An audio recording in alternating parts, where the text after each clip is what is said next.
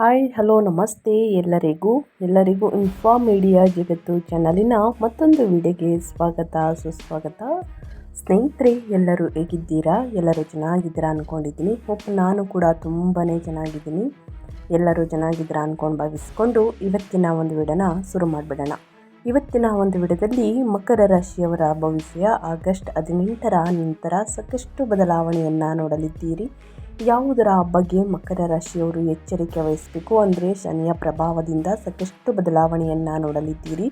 ಯಾವುದರ ಬಗ್ಗೆ ಮುನ್ನೆಚ್ಚರಿಕೆಗಳನ್ನು ತೆಗೆದುಕೊಳ್ಬೇಕು, ಏನೆಲ್ಲ ಅದೃಷ್ಟದ ಫಲಗಳನ್ನು ಗಳಿಸಲಿದ್ದೀರಿ ಅನ್ನೋದನ್ನ ಕಂಪ್ಲೀಟಾಗಿ ಮಕರ ರಾಶಿಯವರಿಗೆ ಇದೇ ವಿಡಿಯೋದಲ್ಲಿ ತಿಳಿಸ್ಕೊಡ್ತಾ ಹೋಗ್ತೀನಿ. ಇದನ್ನೆಲ್ಲ ಕಂಪ್ಲೀಟಾಗಿ ತಿಳ್ಕೋಬೇಕು, ಸಣ್ಣ ಪುಟ್ಟ ಪರಿಹಾರಗಳನ್ನೆಲ್ಲ ಫಾಲೋಅಪ್ ಮಾಡಬೇಕು ಅಂದರೆ ಎಲ್ಲೂ ಕೂಡ ವಿಡಿಯೋನ ಸ್ಕಿಪ್ ಮಾಡಬಾರ್ದು. ಅಂದರೆ ವಿಡಿಯೋನ ಕಟ್ ಮಾಡಿ ಓಡಿಸ್ಕೊಂಡೋಗಿ ನೋಡ್ತೀನಿ ಅಂದರೆ ಫುಲ್ ಇನ್ಫಾರ್ಮೇಷನ್ ಅರ್ಥ ಆಗಲ್ಲ.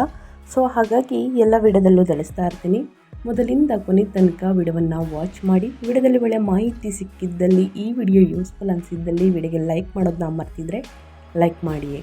ಇನ್ನೂ ನನ್ನ ಚಾನಲ್ನ ಸಬ್ಸ್ಕ್ರೈಬ್ ಮಾಡ್ಕೊಂಡಿಲ್ಲ ಅಂದರೆ ಸ್ನೇಹಿತರೆ, ಮೀಡಿಯಾ ಜಗತ್ತಿಗೆ ಸಬ್ಸ್ಕ್ರೈಬ್ ಆಗಿ. ಇದೇ ರೀತಿ ಪ್ರತಿನಿತ್ಯ ನಿಮ್ಮ ರಾಶಿ ಭವಿಷ್ಯವನ್ನು ತಿಳಿಸ್ಕೊಡ್ತಾ ಹೋಗ್ತೀನಿ. ಯಾರೆಲ್ಲ ಸಬ್ಸ್ಕ್ರೈಬ್ ಮಾಡ್ಕೊಂಡಿದ್ದೀರಾ ಅಂಥವರಿಗೆ ಥ್ಯಾಂಕ್ ಯು ಸೋ ಮಚ್ ಅಂತ ಹೇಳ್ತಾ, ಕಮೆಂಟ್ ಬಾಕ್ಸಲ್ಲಿ ಓಂ ಶಂ ಶನೀಶ್ವರಾಯ ನಮಃ ಎಂದು ಕಮೆಂಟ್ ಮಾಡಿ. ಶನಿದೇವರ ಅನುಗ್ರಹದಿಂದ ನಿಮ್ಮ ಜೀವನದಲ್ಲಿರುವ ಕಷ್ಟ, ಸಮಸ್ಯೆ, ಅಡಚಣೆ, ತೊಂದರೆ ಏನೇ ಇದ್ದರೂ ಕೂಡ ಅವೆಲ್ಲವೂ ಸಂಪೂರ್ಣವಾಗಿ ನಿವಾರಣೆಯಾಗಿ ಉನ್ನತ ಆರೋಗ್ಯವನ್ನು ಪಡೆದುಕೊಳ್ಳಿ ಅಂತ ಕೇಳ್ಕೊತಾ ವಿಡಿಯೋದ ಕಡೆ ಗಮನ ಕೊಡ್ತಾ ಹೋಗೋಣ ಬನ್ನಿ. ಮೊದಲನೇದಾಗಿ ಗ್ರಹಗಳ ಸಂಚಾರ, ಅದರ ಪ್ರಭಾವ ಹೇಗಿರಲಿದೆ ಅಂದರೆ ಗುಪ್ತ ಒತ್ತಡವನ್ನು ನಿರ್ವಹಿಸಿ ಅಂತಲೇ ಹೇಳ್ಬೋದು. ಈ ತಿಂಗಳ ದ್ವಿತೀಯಾರ್ಧದ ನಂತರದಲ್ಲಿ ಅಂದರೆ 15ನೇ ತಾರೀಕಿನ ನಂತರದ ದಿನಗಳು ಸೂರ್ಯ ಮತ್ತು ಬುಧರು ನಿಮ್ಮ 8ನೇ ಮನೆಗೆ ಸಾಗುತ್ತಿದ್ದಂತೆ ಅನಿರೀಕ್ಷಿತ ಘಟನೆಗಳು ಮತ್ತು ಗುಪ್ತ ಆತಂಕಗಳಿಗೆ ಸಿದ್ಧರಾಗಿ ರಹಸ್ಯ ಕಚೇರಿ ರಾಜಕೀಯವನ್ನು ತಪ್ಪಿಸುವ ಮೂಲಕ ನಿಮ್ಮ ಭಾವನಾತ್ಮಕ ನೆಮ್ಮದಿಯನ್ನು ಕಾಪಾಡಿಕೊಳ್ಬೇಕಾಗುತ್ತದೆ. ಇನ್ನು ಮಹತ್ವಾಕಾಂಕ್ಷೆಯನ್ನು ಬಳಸಬೇಕಾಗುತ್ತದೆ. ನಿಮ್ಮ 9ನೇ ಮನೆಯಲ್ಲಿರುವಂತಹ ನೀಚ ಸ್ವರೂಪದ ಶುಕ್ರನು ನಿಮ್ಮ ಅದೃಷ್ಟವನ್ನು ಸ್ವಲ್ಪ ಕಡಿಮೆಗೊಳಿಸಿದರೂ ಬುಧನ ವೇಗದ ಸಂಚಾರವು ನಿಮ್ಮ ವ್ಯಾಪಾರ ಕೌಶಲ್ಯವನ್ನು ತೀಕ್ಷ್ಣಗೊಳಿಸಿ ವೃತ್ತಿ ಜೀವನದಲ್ಲಿ ಗಮನಾರ್ಹ ಪ್ರಗತಿಯನ್ನು ಸಾಧಿಸಲು ನಿಮಗೆ ಅನುವು ಮಾಡಿಕೊಡುತ್ತದೆ.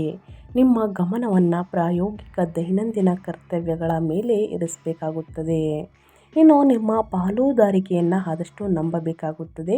ಅಂದರೆ ಉಚ್ಚ ಸ್ಥಿತಿಯಲ್ಲಿರುವಂತಹ ಗುರುವು ನಿಮ್ಮ 7ನೇ ಮನೆಯನ್ನು ಅನುಗ್ರಹಿಸುವುದನ್ನು ಮುಂದುವರಿಸಿದ್ದು ನಿಮ್ಮ ಮದುವೆ ಮತ್ತು ವ್ಯವಹಾರದ ಒಪ್ಪಂದಗಳಿಗೆ ಅಪಾರವಾದಂತಹ ಸ್ಥಿರತೆ ಮತ್ತು ಬುದ್ಧಿವಂತಿಕೆಯನ್ನು ತರುತ್ತದೆ. ಹಠಾತ್ ವೈಯಕ್ತಿಕ ಸವಾಲುಗಳನ್ನು ಎದುರಿಸುವ ನಿಮ್ಮ ಸಂಗಾತಿಯ ಸಲಹೆಯನ್ನು ಅವಲಂಬಿಸಬೇಕಾಗುತ್ತದೆ.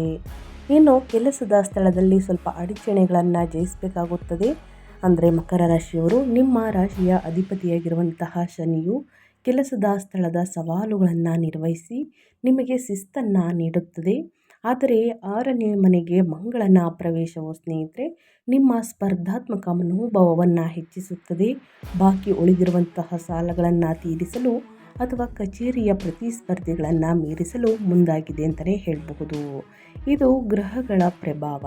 ಹಾಗಿದ್ರೆ ಶನಿ ಗುರುಬಲ ಹೇಗಿರಲಿದೆ ಅನ್ನೋದನ್ನ ನೋಡೋದಾದರೆ, ಶನಿ 1 ಮತ್ತು 2ನೇ ಅಧಿಪತಿಯಾಗಿರುವಂತಹ ಶನಿ 3ನೇ ಮನೆಯಲ್ಲಿ ವಕ್ರಿ ಈ ತಿಂಗಳ ಪೂರ್ತಿ ಸಂಚಾರ ಅಂತಲೇ ಹೇಳ್ಬೋದು.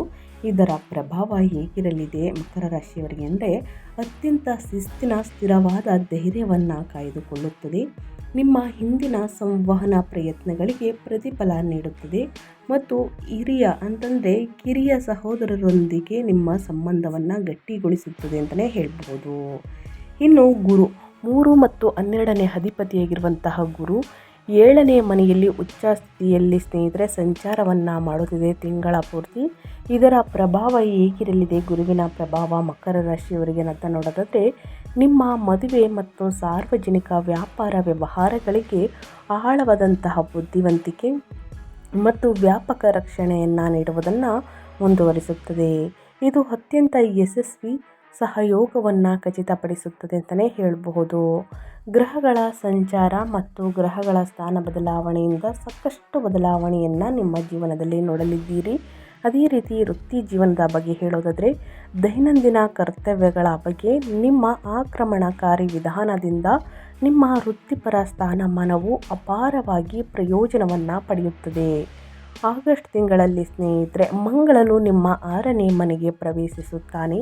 ಇದು ಬಾಕಿ ಕೆಲಸಗಳನ್ನು ತೆರವುಗೊಳಿಸಲು, ಕಚೇರಿಯ ಪ್ರತಿಸ್ಪರ್ಧೆಗಳನ್ನು ಸೋಲಿಸಲು ಅಥವಾ ಸೇವಾ ಆಧಾರಿತ ಕಾರ್ಯಗಳಲ್ಲಿ ಪ್ರಾಬಲ್ಯವನ್ನು ಸಾಧಿಸಲು ನಿಮಗೆ ಉಗ್ರವಾದಂತಹ ಸ್ಪರ್ಧಾತ್ಮಕ ಶಕ್ತಿಯನ್ನು ಒದಗಿಸುತ್ತದೆ. ಕೆಲಸದ ಸ್ಥಳದಲ್ಲಿ ನಿಮ್ಮ ಅಧಿಕಾರವನ್ನು ಜಯಿಸಲು ನೀವು ಹೆಚ್ಚು ಪ್ರೇರೇಪಿತರಾಗುತ್ತೀರಿ.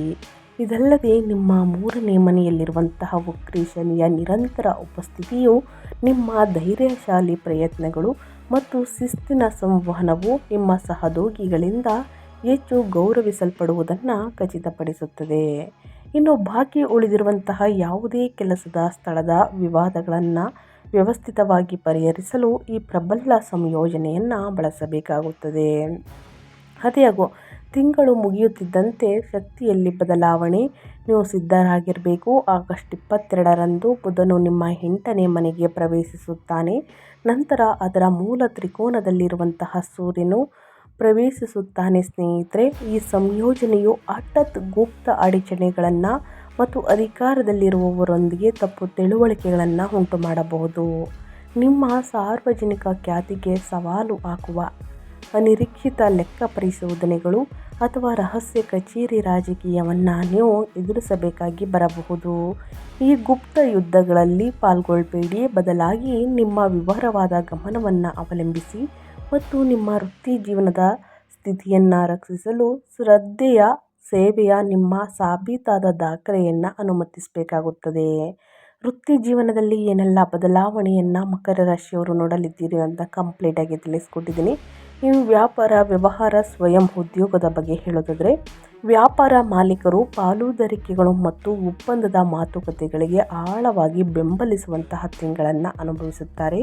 ಉಚ್ಚ ಸ್ಥಿತಿಯಲ್ಲಿರುವಂತಹ ಗುರುವು ನಿಮ್ಮ 7ನೇ ಮನೆಯಲ್ಲಿ ತನ್ನ ಪ್ರಬಲ ಸಂಚಾರವನ್ನು ಮುಂದುವರಿಸಿದ್ದು ನಿಮ್ಮ ಸಾರ್ವಜನಿಕ ವ್ಯವಹಾರಗಳಿಗೆ ಅಪಾರ ಬುದ್ಧಿವಂತಿಕೆ, ವಿಸ್ತರಣೆ ಮತ್ತು ಹೆಚ್ಚು ಲಾಭದಾಯಕ ಗ್ರಾಹಕರನ್ನು ತರುತ್ತದೆ.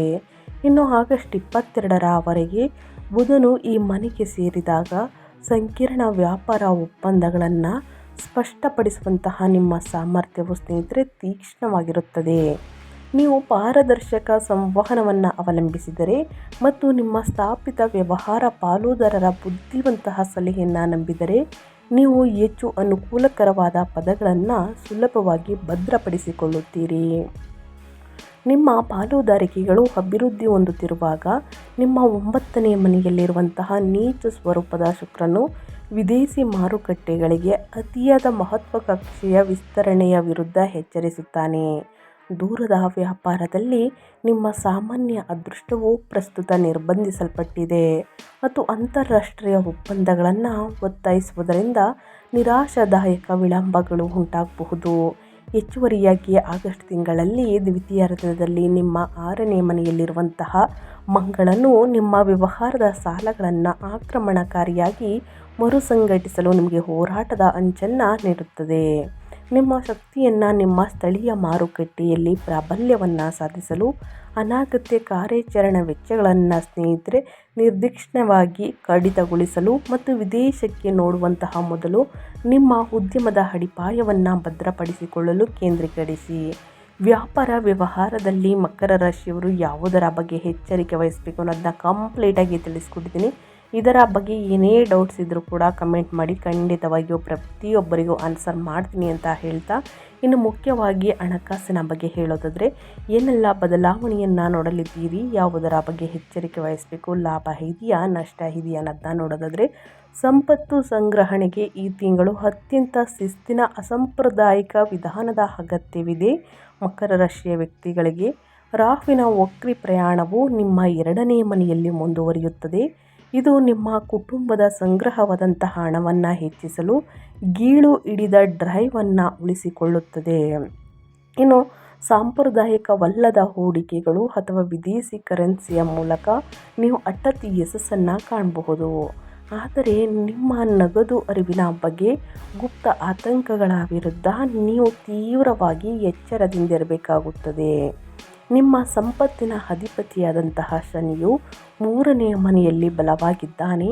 ಇದು ಹಠಾತ್ ಲಾಭಕ್ಕಿಂತ ಸ್ಥಿರವಾದ ಧೈರ್ಯಶಾಲಿ ಪ್ರಯತ್ನದ ಮೂಲಕ ನಿಮ್ಮ ಹಣಕಾಸಿನ ಸ್ಥಿರತೆ ಕಾಪಾಡಿಕೊಳ್ಳುವುದನ್ನು ಖಚಿತಪಡಿಸುತ್ತದೆ. ತಿಂಗಳ ಕೊನೆಯಲ್ಲಿ ಸ್ನೇಹಿತರೆ, ಸೂರ್ಯ ಮತ್ತು ಬುಧರು ನಿಮ್ಮ 8ನೇ ಮನೆಗೆ ಪರಿವರ್ತನೆಗೊಂಡು ಮುಂದುವರಿಯುವಂತಹ ಕೇತು ಜೊತೆ ಸೇರಿಕೊಳ್ಳುವುದರಿಂದ ಹಂಚಿದ ಸಂಪನ್ಮೂಲಗಳು ಮತ್ತು ಪಿತ್ರಾರ್ಜಿತ ಆಸ್ತಿಯ ಬಗ್ಗೆ ನೀವು ಎಚ್ಚರಿಕೆ ವಹಿಸಬೇಕಾಗುತ್ತದೆ. ಈ ಅತ್ಯಂತ ಅಸ್ಥಿರ ಸಂಯೋಜನೆಯು ಹಠಾತ್ ಅನಿರೀಕ್ಷಿತ ವೆಚ್ಚಗಳು, ಗೊಂದಲಮಯ ತೆರಿಗೆ ಸಮಸ್ಯೆಗಳು ಅಥವಾ ಜಂಟಿ ಹೂಡಿಕೆಗಳ ಬಗ್ಗೆ ಆಳವಾದಂತಹ ಬೇರೂರಿರುವಂತಹ ಭಯವನ್ನು ಉಂಟು ಹಾಕಬಹುದು. ಈ ಹಠಾತ್ ಆತಂಕಗಳು ಆಧಾರದ ಮೇಲೆ ಸ್ನೇಹಿತರೆ ಅಗಾಧವಾಗಿ ನಿರ್ಧಾರಗಳನ್ನು ತೆಗೆದುಕೊಳ್ಬೇಡಿ. ಹೊಸ ಸಾಲಗಳನ್ನು ತೆಗೆದುಕೊಳ್ಳುವುದನ್ನು ತಪ್ಪಿಸಿ ಮತ್ತು ನಿಮ್ಮ ಪಾಲುದಾರರೊಂದಿಗೆ ಯಾವುದೇ ಹಣಕಾಸಿನ ವಾದ ವಿವಾದಗಳನ್ನು ಶಾಂತವಾಗಿ ಮಾತುಕತೆ ಮಾಡಲು ನಿಮ್ಮ 7ನೇ ಮನೆಯಲ್ಲಿರುವಂತಹ ಗುರುವಿನ ವಿಸ್ತಾರವಾದಂತಹ ರಕ್ಷಣಾತ್ಮಕ ಶಕ್ತಿಯನ್ನು ಅವಲಂಬಿಸಿ. ಒಟ್ಟಾರೆಯಾಗಿ ಹಣಕಾಸಿನ ವಿಚಾರದಲ್ಲಿ ಒಳ್ಳೆಯ ನಿರ್ಧಾರಗಳನ್ನು ತೆಗೆದುಕೊಳ್ಳಿ. ದುಡುಕಿನ ನಿರ್ಧಾರಗಳು ಒಳಿತಲ್ಲ. ಇನ್ನು ಪಿತ್ರಾರ್ಜಿತ ಆಸ್ತಿಯ ವಿಚಾರದ ಬಗ್ಗೆ ಮಾತುಕತೆ ನಡೆಯಲಿದೆ ಸ್ನೇಹಿತರೆ. ಆ ಸಮಯದಲ್ಲೂ ಕೂಡ ನಿಧಾನವಾಗಿ ಮಾತನಾಡಿ ಶಾಂತವಾಗಿ ಬಗೆಹರಿಸಬೇಕಾಗುತ್ತದೆ ಯಾವುದೇ ಸಮಸ್ಯೆಗಳಿದ್ರೂ. ಇನ್ನು ನಿಮ್ಮ ಹೆಲ್ತ್ ಬಗ್ಗೆ ಹೇಳೋದಾದರೆ, ನಿಮ್ಮ ಆರೋಗ್ಯದ ಬಗ್ಗೆ ಹೇಳೋದಾದರೆ ಏನೆಲ್ಲ ಬದಲಾವಣೆಯನ್ನು ನೋಡಲಿದ್ದೀರಿ ಮಕರ ರಾಶಿಯವರು ಅನ್ನೋದನ್ನ ನೋಡೋದಾದರೆ, ಮಂಗಳನು ನಿಮ್ಮ 6ನೇ ಮನೆಗೆ ಪ್ರವೇಶಿಸುವುದರಿಂದ ತಿಂಗಳ ದ್ವಿತೀಯಾರ್ಧದಲ್ಲಿ ನಿಮ್ಮ ದೈಹಿಕ ಶಕ್ತಿ ದೃಢವಾಗಿರುತ್ತದೆ. ಈ ಸಂಚಾರವು ಅತ್ಯುತ್ತಮ ಸ್ವಾಧೀನ ಮತ್ತು ಸಣ್ಣ ಪುಟ್ಟ ಕಾಯಿಲೆಗಳು ಅಥವಾ ದೀರ್ಘಕಾಲೀನ ಕಾಯಿಲೆಗಳನ್ನು ಆಯಾಸವನ್ನು ತ್ವರಿತವಾಗಿ ಜಯಿಸಲು ಅಗತ್ಯವಿರುವಂತಹ ಉಗ್ರ ಹೋರಾಟದ ಮನೋಭಾವವನ್ನು ಒದಗಿಸುತ್ತದೆ. ಆದಷ್ಟು ಕಠಿಣವಾದ ಶಿಸ್ತಿನ ಫಿಟ್ನೆಸ್ ದಿನಚರಿಯನ್ನು ಪ್ರಾರಂಭಿಸುವಲ್ಲಿ ನೀವು ಸ್ನೇಹಿತರೆ ಯಶಸ್ಸನ್ನು ಕಾಣಲಿದ್ದೀರಿ. ಏಕೆಂದರೆ ನಿಮ್ಮ ದೈಹಿಕ ಮಿತಿಗಳನ್ನು ಜಯಿಸಲು ನೀವು ಹೆಚ್ಚು ಪ್ರೇರೇಪಿತರಾಗಿದ್ದೀರಿ. ನಿಮ್ಮ ಶಕ್ತಿಯನ್ನು ಹೆಚ್ಚಿಸಲು ಮತ್ತು ಯಾವುದೇ ದೀರ್ಘಕಾಲೀನ ಆಹಾರ ಅಥವಾ ಸ್ನಾಯುವಿನ ಸಮಸ್ಯೆಗಳನ್ನು ನೇರವಾಗಿ ಎದುರಿಸಲು ಈ ಶಕ್ತಿಗೆ ಹತ್ತಿರವಾಗಿದ್ದೀರಿ. ಆದಾಗ್ಯೂ ಆಗಸ್ಟ್ 17ರ ನಂತರ ಸೂರ್ಯನು ನಿಮ್ಮ 8ನೇ ಮನೆಯಲ್ಲಿರುವಂತಹ ತನ್ನ ಮೂಲ ತ್ರಿಕೋನಕ್ಕೆ ಪ್ರವೇಶಿಸಿದಾಗ ಮತ್ತು ಕೇತುವನ್ನು ಸೇರಿದಾಗ ನಿಮ್ಮ ಆರೋಗ್ಯಕ್ಕೆ ಎಚ್ಚರಿಕೆಯ ನಿರ್ವಹಣೆಯ ಅಗತ್ಯವಿರುತ್ತದೆ. ಈ ತೀವ್ರ ಸಂಯೋಜನೆಯು ಹಠಾತ್ ಜ್ವರ, ತೀವ್ರ ಮೂಳೆ ನೋವು ಅಥವಾ ಕಣ್ಣಿನ ಆಯಾಸ ಮತ್ತು ಗಾಢ ಆಧ್ಯಾತ್ಮಿಕ ಗೊಂದಲವನ್ನು ಉಂಟು ಮಾಡಬಹುದು. ನಿಮ್ಮ ದೀರ್ಘಾವಧಿಯ ಅಥವಾ ಗುಪ್ತ ಕಾಯಿಲೆಗಳ ಬಗ್ಗೆ ನೀವು ಅಭಾಗಲಬ್ಧ ಭಯವನ್ನು ಅನುಭವಿಸಬಹುದು.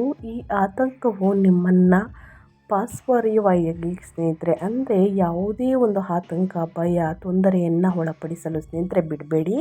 ನಿಮ್ಮ ಮನಸ್ಸಿಗೆ ಅದೇ ಸಾಕಷ್ಟು ಕೂರಲಿದೆ. ನಿಮ್ಮ ದಿನಚರಿಯನ್ನು ಉದ್ದೇಶಪೂರ್ವಕವಾಗಿ ನಿಧಾನಗೊಳಿಸುವ ಮೂಲಕ ಆಳವಾದಂತಹ ನಿದ್ರೆಗೆ ಆದ್ಯತೆ ನೀಡಬೇಕು. ಇನ್ನು ಆಗಸ್ಟ್ ಕೊನೆಯ 2 ವಾರಗಳಲ್ಲಿ ದೈಹಿಕವಾಗಿ ಅಪಾಯಕಾರಿ ಅಥವಾ ಹೆಚ್ಚು ಸುಸ್ತಾಗುವ ಚಟುವಟಿಕೆಗಳನ್ನು ತಪ್ಪಿಸುವ ಮೂಲಕ ಈ ಹಠಾತ್ ದೈಹಿಕ ಮತ್ತು ಮಾನಸಿಕ ಒತ್ತಡಗಳನ್ನು ಎದುರಿಸಿ. ಏನೆಲ್ಲ ಸಮಸ್ಯೆಗಳು ಎದುರಾಗಲಿದೆ ನಿಮ್ಮ ಹೆಲ್ತಲ್ಲಿ, ಯಾವುದರ ಬಗ್ಗೆ ಎಚ್ಚರಿಕೆ ವಹಿಸಬೇಕು ಮಕರ ರಾಶಿಯ ವ್ಯಕ್ತಿಗಳು ಅನ್ನೋದನ್ನ ಕಂಪ್ಲೀಟಾಗಿ ತಿಳಿಸ್ಕೊಟ್ಟಿದ್ದೀನಿ. ಏನೇ ಡೌಟ್ಸ್ ಇದ್ದರೂ ಕೂಡ ಕಮೆಂಟ್ ಮಾಡಿ ಅಂತ ಹೇಳ್ತಾ, ಇನ್ನು ಕುಟುಂಬ ವೈಯಕ್ತಿಕ ಸಂಬಂಧಗಳ ಬಗ್ಗೆ ಹೇಳೋದಾದರೆ, ನಿಮ್ಮ ಮದುವೆಗೆ ಗಾಢವಾದಂತಹ ಸಾಮರಸ್ಯ ಮತ್ತು ಆಳವಾದ ಬುದ್ಧಿವಂತಿಕೆಯನ್ನು ತರುವ ನಿಮ್ಮ 7ನೇ ಮನೆಯಲ್ಲಿ ಉಚ್ಚ ಸ್ಥಿತಿಯಲ್ಲಿರುವಂತಹ ಗುರುವಿನ ಭವ್ಯವಾದ ನಡೆಯುತ್ತಿರುವಂತಹ ಉಪಸ್ಥಿತಿಯಿಂದ ಕುಟುಂಬದ ಡೈನಾಮಿಕ್ಸ್ ಹೆಚ್ಚು ಪ್ರಭಾವಿತವಾಗಿರುತ್ತದೆ. ನಿಮ್ಮ ಸಂಗಾತಿಯು ಆರಾಮ ಮತ್ತು ಪ್ರಾಯೋಗಿಕ ಬೆಂಬಲದ ಪ್ರಮುಖ ಮೂಲವಾಗಿರುತ್ತಾರೆ. ಆದಾಗ್ಯೂ ಆಗಸ್ಟ್ 17ರವರೆಗೆ ಇದೇ ಮನೆಯ ಮೂಲಕ ಸೂರ್ಯನ ಸಂಚಾರವು ನಿಮ್ಮ ಸಂಗಾತಿಯೊಂದಿಗೆ ಘರ್ಷಣೆಯನ್ನು ತಾತ್ಕಾಲಿಕವಾಗಿ ಒತ್ತಿಸಬಹುದು. ತಾತ್ಕಾಲಿಕ ಘರ್ಷಣೆಯನ್ನು ಸರಾಗಗೊಳಿಸಲು ಗುರುವಿನ ವಿಸ್ತಾರವಾದ ಕೃಪೆಗೆ ಅವಕಾಶವನ್ನು ಮಾಡಿಕೊಟ್ಟು ನೀವು ಸರಿ ಇರಬೇಕೆಂಬ ಅಗತ್ಯಕ್ಕಿಂತ ನಿಮ್ಮ ಸಂಬಂಧದ ಸ್ಥಿರತೆಗೆ ನೀವು ಪ್ರಜ್ಞಾಪೂರ್ವಕವಾಗಿ ಆದ್ಯತೆ ನೀಡಬೇಕು ಸ್ನೇಹಿತರೆ. ಇನ್ನು ನಿಮ್ಮ ಮದುವೆ ಸುರಕ್ಷಿತವಾಗಿದ್ದರೂ ವಿಶಾಲವಾದಂತಹ ಕುಟುಂಬದ ಸಂಪತ್ತು ಮತ್ತು ಮಾತಿಗೆ ಎಚ್ಚರಿಕೆಯಿಂದ ನಿರ್ವಹಣೆ ಬೇಕಾಗುತ್ತದೆ. ನಿಮ್ಮ 2ನೇ ಮನೆಯಲ್ಲಿ ಮುಂದುವರಿಯುವಂತಹ ರಾಹುವು ಕೆಲವೊಮ್ಮೆ ಸಂಬಂಧಿಕರೊಂದಿಗೆ ನಿಮ್ಮ ಸಂವಹನವನ್ನು ಅನಿರೀಕ್ಷಿತವಾಗಿ ಕಠಿಣವಾಗಿಸಬಹುದು ಅಥವಾ ಹಣದ ಮೇಲೆ ಅತಿಯಾಗಿ ಕೇಂದ್ರೀಕರಿಸಬಹುದು. ಕುಟುಂಬ ಕೂಟಗಳ ಸಮಯದಲ್ಲಿ ನಿಮ್ಮ ಧ್ವನಿಯ ಬಗ್ಗೆ ಗಮನವಿರಲಿ. ಇದಲ್ಲದೆ ನಿಮ್ಮ 9ನೇ ಮನೆಯಲ್ಲಿರುವಂತಹ ನೀಚ ಸ್ವರೂಪದ ಶುಕ್ರನು ವಿಭಿನ್ನವಾದಂತಹ ನಂಬಿಕೆಗಳು ಸಂಬಂಧಿಸಿದಂತೆ ನಿಮ್ಮ ತಂದೆ ಅಥವಾ ಹಿರಿಯರೊಂದಿಗೆ ನಿಮ್ಮ ಸಂಬಂಧಗಳನ್ನು ಸ್ವಲ್ಪ ಮಟ್ಟಿಗೆ ಒತ್ತಡಕ್ಕೀಡು ಮಾಡಬಹುದು. ಪ್ರಾಯೋಗಿಕ ಸೇವಾ ಕಾರ್ಯಗಳ ಮೇಲೆ ಕೇಂದ್ರೀಕರಿಸಿ ಮತ್ತು ಮನೆಯ ಸಮತೋಲನವನ್ನು ಕಾಪಾಡಿಕೊಳ್ಳಲು 3ನೇ ಮನೆಯಲ್ಲಿ ಶನಿಯಿಂದ ಬೆಂಬಲಿತವಾಗಿರುವಂತಹ ನಿಮ್ಮ ಕಿರಿಯ ಸಹೋದರರ ಧೈರ್ಯಶಾಲಿ ಬೆಂಬಲವನ್ನು ಅವಲಂಬಿಸಿ. ಯಾವುದರ ಬಗ್ಗೆ ಎಚ್ಚರಿಕೆ ವಹಿಸಬೇಕು, ಏನೆಲ್ಲ ಅದೃಷ್ಟದ ಫಲಗಳನ್ನು ಗಳಿಸಲಿದ್ದೀರಿ ಅನ್ನೋದನ್ನ ಮಕರ ರಾಶಿಯವರಿಗೆ ತಿಳಿಸ್ಕೊಟ್ಟಿದ್ದೀನಿ ಸ್ನೇಹಿತರೆ. ಅದೇ ರೀತಿ ಈ ಸಣ್ಣ ಪುಟ್ಟ ಪರಿಹಾರವನ್ನು ಮಾಡುವುದರಿಂದ ಎಷ್ಟೇ ಕಷ್ಟ, ಸಮಸ್ಯೆ, ಅಡಚಣೆ ಇದ್ದರೂ ಕೂಡ ನಿವಾರಣೆಯಾಗಲಿದೆ. ಮೊದಲನೇದಾಗಿ ಶನಿಯ ಪ್ರಭಾವವನ್ನು ಕಡಿಮೆ ಮಾಡಲು ಸ್ನೇಹಿತರೆ, ಶನಿವಾರದಂದು ಶನಿ ದೇವರಿಗೆ ಎಳ್ಳೆಣ್ಣೆಯಿಂದ ಅಭಿಷೇಕವನ್ನು ಮಾಡಿಸಿ ಕಪ್ಪು ಎಳ್ಳನ್ನು ಬಡವರಿಗೆ, ನಿರ್ಗತಿಕರಿಗೆ ದಾನ ಮಾಡಿ. ಇನ್ನು ಸೂರ್ಯ ತಿಂಗಳ ನಂತರದ ಭಾಗದಲ್ಲಿ ಹಠಾತ್ ಅಡಚಣೆಗಳನ್ನು ನಿರ್ವಹಿಸಲು ಮತ್ತು ನಿಮ್ಮ ಚೈತನ್ಯವನ್ನು ರಕ್ಷಿಸಲು ಪ್ರತಿ ಭಾನುವಾರ ಅಥವಾ ಭಾನುವಾರದ ದಿನ ಸೂರ್ಯೋದಯದ ಸಮಯದಲ್ಲಿ ಸೂರ್ಯನಿಗೆ ಅರ್ಘ್ಯವನ್ನು ನೀಡಿ, ಗೋಧಿ ಮತ್ತು ಬೆಲ್ಲವನ್ನು ದಾನ ಮಾಡಿ ಮತ್ತು ಅಧಿಕಾರ ಘರ್ಷಣೆಗಳನ್ನು ನ್ಯಾವಿಗೇಟ್ ಮಾಡಲು ಮತ್ತು ಗುಪ್ತ ಆತಂಕಗಳನ್ನು ಸರಾಗಗೊಳಿಸಲು ಆದಿತ್ಯ ಹೃದಯ ಸ್ತೋತ್ರವನ್ನು ಪಠಿಸಬೇಕಾಗುತ್ತದೆ ಮಕರ ರಾಶಿಯವರು. ಇನ್ನು ರಾಹು ನಿಮ್ಮ ಕುಟುಂಬದ ಸಂಪತ್ತಿನ ಬಗ್ಗೆ ಅಸಾಂಪ್ರದಾಯಿಕ ಭಯವನ್ನು ಸ್ನೇಹಿತರೆ ಶಾಂತಗೊಳಿಸಲು ಶನಿವಾರದಂದು ದೇವಸ್ಥಾನದಲ್ಲಿ ದುರ್ಗಾದೇವಿಯನ್ನು ಪೂಜಿಸಿ, ಉದ್ದಿನ ಬೇಳೆಯನ್ನು ದಾನ ಮಾಡಿ, ಕಪ್ಪು ಉದ್ದಿನ ಬೇಳೆಯನ್ನು. ಇನ್ನು ನಿರ್ಗತಿಕರಿಗೆ ಕಂಬಳಿಗಳನ್ನು ವಿತರಿಸಿ ಮತ್ತು ನಿಮ್ಮ ಮಾತನ್ನು ಸ್ಥಿರಗೊಳಿಸಲು ಮತ್ತು ನಿಮ್ಮ ಸಂಗ್ರಹವಾದ ಹಣವನ್ನು ರಕ್ಷಿಸಲು ದುರ್ಗಾ ಸಪ್ತಸತಿಯನ್ನು ಜಪಿಸಬೇಕಾಗುತ್ತದೆ.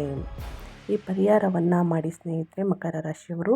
ಇನ್ನು ಕೇತುವಿನ ಪ್ರಭಾವವನ್ನು ಕಡಿಮೆ ಮಾಡಲು 8ನೇ ಮನೆಯಲ್ಲಿ ಆಧ್ಯಾತ್ಮಿಕ ಗೊಂದಲ ಮತ್ತು ಆಳವಾದಂತಹ ಅಭದ್ರತೆಯನ್ನು ತೆರವುಗೊಳಿಸಲು ಮಂಗಳವಾರದಂದು ಗಣಪತಿ ದೇವರನ್ನು ಪೂಜಿಸಿ, ಗಣಪತಿಗೆ ಗರಿಕೆಯನ್ನು ಅರ್ಪಿಸಿ ಮತ್ತು ಹಠಾತ್ ಗುಪ್ತ ನಷ್ಟಗಳನ್ನು ತಡೆಯಲು ಗಣಪತಿ ಅಥರ್ವಶೀರ್ಷವನ್ನು ಪಠಿಸಬೇಕಾಗುತ್ತದೆ ಮಕರ ರಾಶಿಯ ವ್ಯಕ್ತಿಗಳು. ತಪ್ಪದೆ ಈ ಸಣ್ಣ ಪುಟ್ಟ ಪರಿಹಾರವನ್ನು ಮಕರ ರಾಶಿಯ ವ್ಯಕ್ತಿಗಳು ಮಾಡಿ ಅಂತ ಹೇಳ್ತಾ ನಾನು ವಿಡಿಯೋವನ್ನು ಎಂಡ್ ಮಾಡ್ತಾ ಇದ್ದೀನಿ. ಇವತ್ತಿನ ಒಂದು ವಿಡಿಯೋದಲ್ಲಿ ಸಂಪೂರ್ಣ ಮಾಹಿತಿ ಸಿಕ್ಕಿದ್ದಲ್ಲಿ, ಈ ವಿಡಿಯೋ ಯೂಸ್ಫುಲ್ ಅನಿಸಿದ್ದಲ್ಲಿ ವಿಡಿಯೋಗೆ ಲೈಕ್ ಮಾಡೋದನ್ನ ಮರ್ತಿದ್ರೆ ಲೈಕ್ ಮಾಡಿ. ಇನ್ನೂ ನನ್ನ ಚಾನಲ್ನ ಸಬ್ಸ್ಕ್ರೈಬ್ ಮಾಡ್ಕೊಂಡಿಲ್ಲ ಅಂದರೆ ಸ್ನೇಹಿತರೆ ಇನ್ಫಾ ಮೀಡಿಯಾ ಜಗತ್ತಿಗೆ ಸಬ್ಸ್ಕ್ರೈಬ್ ಆಗಿ ನಿಮ್ಮ ಅಭಿಪ್ರಾಯಗಳನ್ನು ಕಮೆಂಟ್ ಬಾಕ್ಸಲ್ಲಿ ತಿಳಿಸಬಹುದು. ಯಾರೆಲ್ಲ ಸಬ್ಸ್ಕ್ರೈಬ್ ಮಾಡ್ಕೊಂಡಿದ್ದೀರಾ ಅಂಥವ್ರಿಗೆ ಥ್ಯಾಂಕ್ ಯು ಸೋ ಮಚ್ ಅಂತ ಹೇಳ್ತಾ, ನಿಮಗೂ ಮತ್ತು ನಿಮ್ಮ ಕುಟುಂಬಕ್ಕೆ ತುಂಬಾ ಒಳ್ಳೆಯದಾಗಲಿ. ಮತ್ತೊಂದು ವಿಡಿಯೋ ಜೊತೆ ಮತ್ತೊಂದು ಹೊಸ ಭವಿಷ್ಯದಲ್ಲಿ ಸಿಗ್ತೀನಿ. Thank you for watching.